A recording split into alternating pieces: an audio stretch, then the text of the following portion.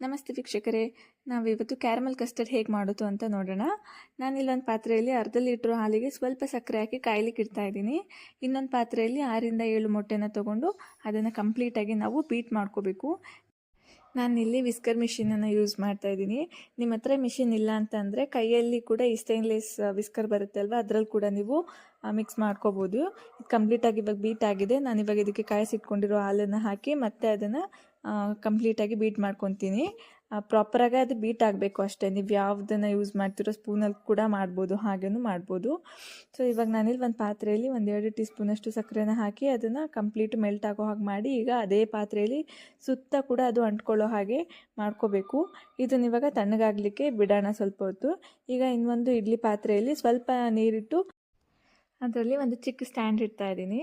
ಇವಾಗ ನಾವು ಹಾಲು ಮತ್ತು ಮೊಟ್ಟೆ ಮಿಕ್ಸ್ ಮಾಡ್ಕೊಂಡಿರೋದನ್ನು ಈ ಶುಗರ್ ಕೋಟ್ ಮಾಡಿರೋ ಪಾತ್ರೆಗೆ ಸೋಸ್ಕೊಳ್ಳೋಣ. ಸೊ ಗಂಟಿದ್ರೆ ಅದೆಲ್ಲ ಅಲ್ಲೇ ಉಳ್ಕೊಳ್ಳುತ್ತೆ ನಾವು ಸೋಸಿದ್ರೆ. ಇದು ಇವಾಗ ಸೋಸಿ ಆಗಿದೆ. ಇದಕ್ಕೆ ಇವಾಗ ಸಿಲ್ವರ್ ಫಾಯಿಲನ್ನು ಮುಚ್ಚಿ ಇದನ್ನು ಇವಾಗ ನಾವು ಆ ಇಡ್ಲಿ ಪಾತ್ರೆಯಲ್ಲಿ ಇಡೋಣ.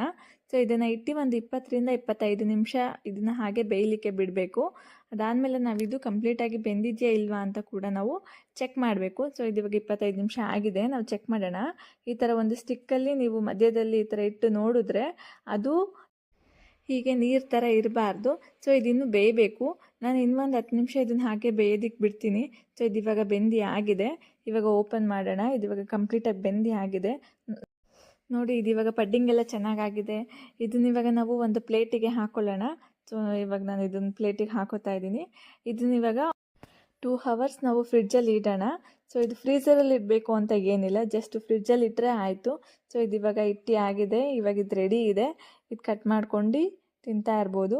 ಸೊ ಇದು ಸಖತ್ತಾಗಿದೆ. ನೀವು ಕೂಡ ಟ್ರೈ ಮಾಡಿ ಈ ರೆಸಿಪಿನ. ಹೇಗಾಯಿತು ಅಂತ ಕಮೆಂಟ್ ಮಾಡಿ ಹೇಳಿ. ಇದೇ ಥರ ರೆಸಿಪಿಗಳಿಗೆ ನಮ್ಮ ಚಾನಲ್ನ ಸಬ್ಸ್ಕ್ರೈಬ್ ಮಾಡಿಲ್ಲ ಅಂತಂದರೆ ಸಬ್ಸ್ಕ್ರೈಬ್ ಮಾಡ್ಕೊಳ್ಳಿ. Thank you so much.